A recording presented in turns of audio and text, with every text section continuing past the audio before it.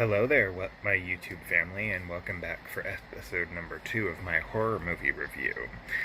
Buckle up and get ready for a ride, because today's episode we are going to be reviewing The Exorcist, the original from 1973. So, let's get this going and let's be spooky. Alright, so let's get into the nitty-gritty of The Exorcist. This movie is a classic, and this review will include spoilers, so if you have not seen it, I implore you now to stop, go and watch the original from 1973, and then come back for the review. Now, breaking down the plot here. We start off in Iraq with an elderly Catholic priest, Father Lancaster Marin, and he's on an archaeological dig, as I mentioned, in northern Iraq, close to the biblical town of Nineveh. So Marin, throughout this whole archaeological dig, has this sense of foreboding and encounters a strange number of weird omens, unearthing a series of really confusing items, coins, a piece of a statuette head, just really weird things, but, nothing that is too extraordinary for an archaeological dig. Before they transition back to America, he discovers a statue of a bizarre demonic figure, but while the film does not mention it, it is a representation of the Babylonian demonic figure known as Pazuzu. It does not stay in Iraq for long. It does transition back to the United States in Washington, D.C., in the Georgetown neighborhood, Georgetown, Maryland, and a successful actress, Chris McNeil, who's played by Ellen Burstyn, begins experiencing strange phenomena. Chris lives with her 12-year-old daughter, Reagan, who's played by Linda Blair, and her personal assistant, Sharon, played by Kitty Wynn. Reagan's father is estranged for reasons unknown. He lives in Europe, and just jumps right into the whole story with Chris and Reagan, with mysterious, unexplained sounds in the attic, which Chris just kind of figures is rats or some other kind of vermin, so just brushes it off. Reagan slowly begins to exhibit strange behavior, undergoing such changes like depression and anxiety, so pretty standard kind of things that, a prepubescent, early pubescent child would be going through. When their body's changing, their mental state changes a little bit. But one night, Reagan turns up in Chris's bed, complaining that her bed was shaking. Chris just kind of shakes it off, because, she's really busy with working as an actress, and she's working on a new movie in Georgetown with a director known as Burke Dennings, played by actor Jack McGowan.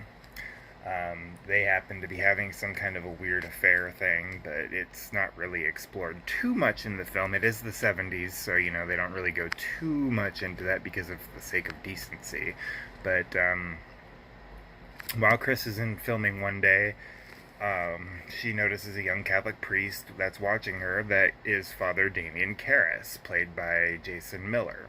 Father Karras, he does have a background in psychology, and he does counsel parishioners at a nearby church in Georgetown, so when she's walking home from the set one day, she notices him, and it's just kind of really coincidental that he happens to be, right outside of her home counseling somebody, but that's neither here nor there for the moment. They develop on Karras a little bit. He's a thoughtful, conflicted man.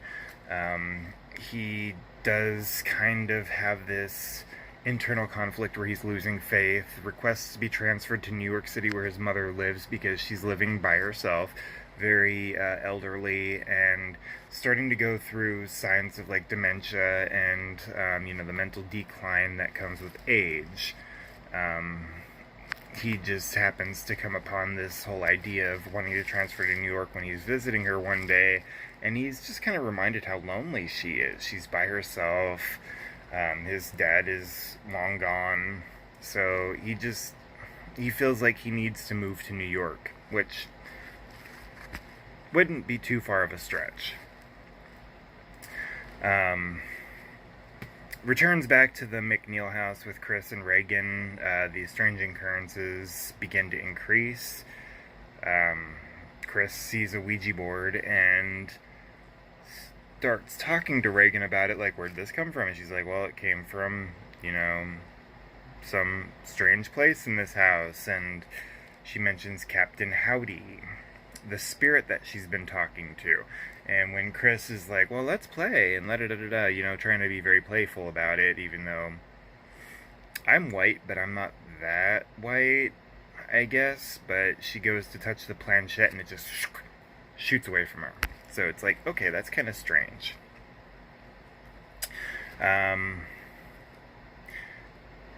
So while these strange occurrences are going on, a nearby Catholic church is desecrated. A statue of the Virgin Mary is painted very crudely and is adorned with some clay additions made to resemble kind of very conical breasts and a willy, which Reagan also happens to play around with clay and paint with her animal sculptures. So that's just kind of coincidental, but not necessarily coincidental, seeing as, the plot of the story's moving along here. Father Karras's mother, she falls ill, and due to lack of funds, she's placed in a very shabby mental hospital and resigned to a ward that is just full of, the really eccentric mental patients. Father Karras, Damien, is very distraught when he visits her, and she seems to blame him for her situation due to the dementia and the mental status that she's going through. She does pass away under these conditions, which adds to his lack of faith or questioning of his faith. It continues going on where Chris has a party, Reagan does some strange things, comes downstairs, pees in front of everybody, says, "You're all gonna die," and just strange things that continue to happen. So Chris subjects Reagan to a series of medical tests to discover what the problem is. Doctors can't figure anything out. Best they can come up with is that she has a lesion on her brain, but they're ultimately frustrated that nothing really seems to appear on any kind of scan or anything. So out of options, they advise the mom to take her to a psychiatrist, but they also reluctantly discuss another possibility, and they mention the phenomenon of demonic possession. So with that, as the situation worsens, Chris is out working one night. She comes home to find the house deserted except for Reagan, who's alone in her bedroom, and the bedroom is freezing cold. So she calls in a priest, and she arranges to meet with Father Karras, and when she mentions the notion of exorcism, he's kind of reluctant, like, we have to be able to prove it to the church that this is what's going on. Reagan, and Karras get together, and he starts asking her some questions. She knows some things about his mom passing, which the mom knows about, but Reagan had no clue about. So he comes back, and he does some rites of passage where he tries figuring out if she's able to talk in tongues. She speaks in Latin, and just some crazy things happen. Father Karras takes the evidence back to the Catholic Church, and they're like, okay, well, it doesn't really seem like a possession, but just to be safe, because this rite has helped people before, we're going to go ahead and authorize it. So they call in the priest, Father Marin, from the archaeological dig in Iraq, and he comes in, and they do the full-on exorcism rite. Things don't go very well. Father Marin ends up dying in the process, and Father Karras, Damien, whose mom had passed previously in the film, ends up leaning over Reagan's possessed body and is like, take me instead. So the demon jumps from Reagan into him. He, in his last minutes of coherency, decides to jump out the window, and he kills himself. That's where the movie ends, where Reagan is free to the demon, but at the cost of both of the priests that came in to help. Overall, I rate this movie a 9.5 out of 10. Just because of the fact that it is older. It did set the standard for a lot of the demonic possession movies. It is a huge classic, directed by William Friedkin and written by William Peter Blatty.